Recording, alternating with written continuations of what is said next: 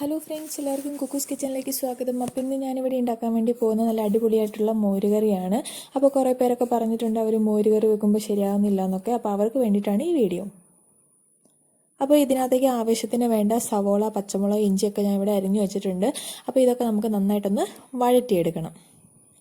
അപ്പോൾ ഇതിങ്ങനെ ഒന്ന് നന്നായിട്ടൊന്ന് ഇളക്കിക്കൊണ്ടിരിക്കുക. ഇനി പെട്ടെന്ന് ഇതൊന്ന് വഴന്ന് കിട്ടാൻ വേണ്ടിയിട്ട് ഇതിനകത്തേക്ക് ഒരു നുള്ളു ഉപ്പിട്ട് കൊടുത്താൽ മതി. ഉപ്പിട്ടതിന് ശേഷം ഇത് നന്നായിട്ടൊന്ന് ഇളക്കി കൊടുക്കുക. എപ്പോഴും ശ്രദ്ധിക്കേണ്ട കാര്യം, നമ്മൾ ലോ ഫ്ലെയിമിൽ വേണം ഇത് ഒന്ന് വറുത്തെടുക്കാൻ വേണ്ടിയിട്ട് കേട്ടോ. അപ്പോൾ അതാ നമ്മുടെ സവോളയുടെ കളറൊക്കെ മാറിയിട്ടുണ്ട്. അപ്പോൾ ഇതിങ്ങനെ ഒന്ന് ഇളക്കി കൊടുത്തുകൊണ്ടിരിക്കുക. ചെറിയ ബ്രൗൺ കളറില്ല കേട്ടോ, നല്ലതായിട്ടൊന്ന് ബ്രൗൺ കളറാണിത്. അപ്പോൾ അതുവരെ ഒന്ന് ഇങ്ങനെ ഇളക്കി കൊടുത്തുകൊണ്ടിരിക്കുക. അപ്പോൾ അത് നമ്മുടെ സവോള ഇവിടെ നന്നായിട്ട് വഴന്ന് കിട്ടിയിട്ടുണ്ട്.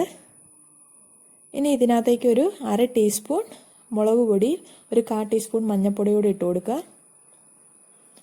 അതിനുശേഷം നന്നായിട്ടൊന്ന് മിക്സ് ചെയ്ത് കൊടുക്കുക. നമ്മൾ ഈ മഞ്ഞൾപ്പൊടിയും അതുപോലെ മുളക് പൊടി ഇടുമ്പോൾ ഒന്നെങ്കിൽ ലോ ഫ്ലെയിമിൽ ഇട്ടിട്ട് ഇട്ട് കൊടുക്കുക, ഇല്ലാന്നുണ്ടെങ്കിൽ തീ ഒന്ന് ഓഫ് ചെയ്തിട്ട് ഇട്ട് കൊടുക്കുക. ഇല്ലാന്നുണ്ടെങ്കിൽ ഇത് പെട്ടെന്ന് കരിഞ്ഞു പോകും കേട്ടോ. എന്നിട്ട് ഇത് നന്നായിട്ട് ഇങ്ങനെ ഒന്ന് ഇളക്കി കൊടുത്തിട്ടിരിക്കുക. ഇതിൻ്റെ ആ ഒരു പച്ച സ്മെല്ലൊക്കെ പോകുന്ന വരെ തന്നെ ഇതൊന്ന് ഇളക്കി കൊടുക്കുക.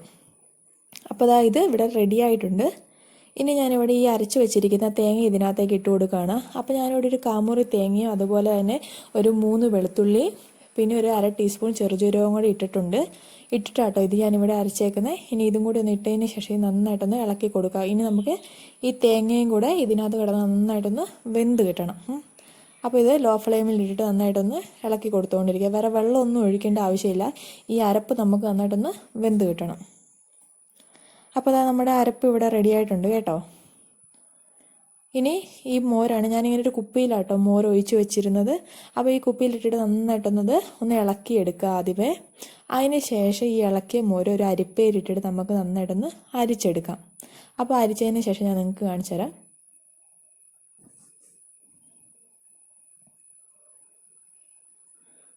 അപ്പോൾ അതാ ഞാനിവിടെ മോര് നന്നായിട്ട് അരിച്ച് വെച്ചിട്ടുണ്ട് കേട്ടോ. കണ്ടോ, എനിക്ക് നന്നായിട്ട് കിട്ടിയിട്ടുണ്ട്. അതുപോലെ തന്നെ കട്ടയൊന്നുമില്ല അതിനകത്ത്. ചിലവർ പറയാം മോര് കറി വെക്കുമ്പോൾ അവിടെ ഇവിടെയൊക്കെ ആയിട്ട് കട്ടകൾ പോലെ കാണുന്നുണ്ട്. അപ്പോൾ അത് അരിച്ചെടുക്കാത്തത് കൊണ്ടാണ് അങ്ങനെ കാണപ്പെടുന്നത്. അപ്പോൾ നന്നായിട്ട് ആദ്യമേ ഒരു കുപ്പിയിലിട്ടൊന്ന് നന്നായിട്ട് അത് ഇളക്കിയതിന് ശേഷം ഇതേപോലെ അരിപ്പയിലിട്ടിട്ടൊന്ന് അരിച്ചെടുക്കുകയെന്നുണ്ടെങ്കിൽ നമുക്ക് നന്നായിട്ട് ഇങ്ങനെയൊന്ന് കിട്ടും കേട്ടോ. ഇനി നമുക്ക് റെഡിയാക്കി വെച്ചിരിക്കുന്ന അരപ്പ് ഇതിനകത്തേക്ക് ഇട്ട് കൊടുക്കുക. ഇട്ടതിന് ശേഷം നന്നായിട്ടൊന്ന് ഇളക്കി കൊടുക്കുക കേട്ടോ.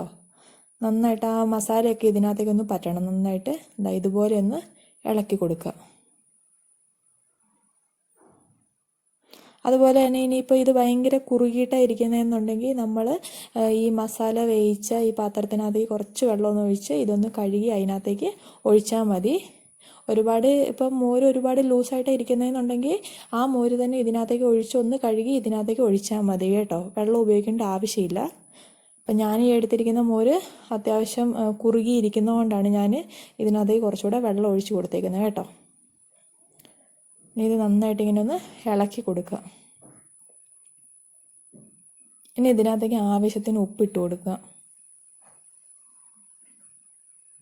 ഉപ്പിട്ടതിന് ശേഷം നമുക്കൊരു മീഡിയം ഫ്ലെയിമിലേക്ക് ഇത് വെച്ചിട്ട് ഇങ്ങനെ ഇളക്കി കൊടുത്തുകൊണ്ടിരിക്കുക. അതുപോലെ തന്നെ നമ്മൾ മോരുകറി വെക്കുമ്പോൾ ഇത് തിളയ്ക്കേണ്ട ആവശ്യമില്ല കേട്ടോ. അതായത് നല്ല അങ്ങോട്ട് ചൂടായി കഴിയുമ്പോഴേക്കും നമുക്കിതങ്ങ് ഓഫാക്കാം. ചിലവർ ഇത് നന്നായി തിളച്ച് കഴിയുമ്പോഴാണ് ഈ മോരുകറി ഓഫാക്കുന്നത്. അങ്ങനെ വരുമ്പോൾ നമ്മുടെ മോരുകറി ഒരിക്കലും ശരിയാകത്തില്ല. അപ്പോൾ അതിൽ നല്ലത് ഇത് നന്നായി ഒന്ന് ചൂടായതിനു ശേഷം ഓഫാക്കുകയെന്നുണ്ടെങ്കിൽ നമ്മൾ ഉണ്ടാക്കുന്ന മോരുകറി നല്ല അടിപൊളിയായിരിക്കും കേട്ടോ. അപ്പോൾ ഇതാ നമ്മുടെ മോരുകറി ഇവിടെ നന്നായിട്ട് റെഡി ആയിട്ടുണ്ട് കേട്ടോ. ഇനി ഞാനിത് ഓഫാക്കുവാണ്.